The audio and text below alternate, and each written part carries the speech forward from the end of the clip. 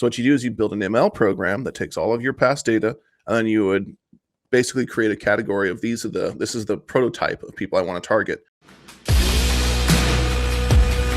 How do we use this, to our advantage in order to, I don't know, let's say this is a tax deferral podcast, and I'll kind of weave something in there in a little bit, but let's start with like a real estate or a business, whatever, like we're trying to grow the business, right? In order so we can kind of like sell it, and putting in these systems and processes. How do we leverage, like, what's the best way to leverage AI and social media in order to generate the revenue? Right. So I actually used to do machine learning for a real estate brokerage.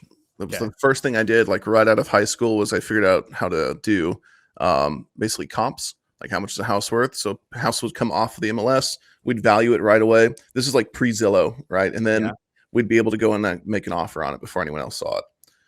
So there's two different kinds of categories for like real estate or other things that you just mentioned. The first is like a back end one, which is what I just talked about. Can you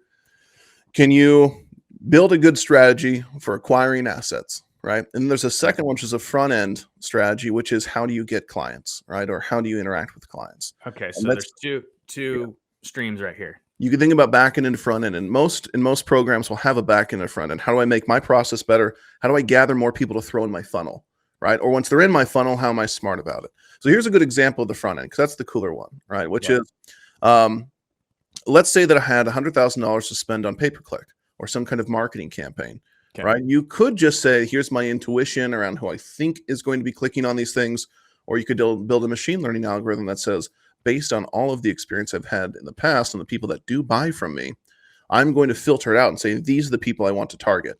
So what you do is you build an ML program that takes all of your past data, and then you would basically create a category of this is the prototype of people I want to target.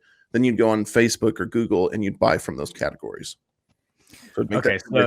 So you essentially, use when you just say like, I just build like a machine learning, like that sounds like that's like actually like really hard to do. Like, how complicated is it to just like build a machine learning system? Yeah. So it's really hard at scale. So if you have billions of rows, like some of the people I've mentioned, my clients, they have enormous systems, and at scale, nothing is trivial.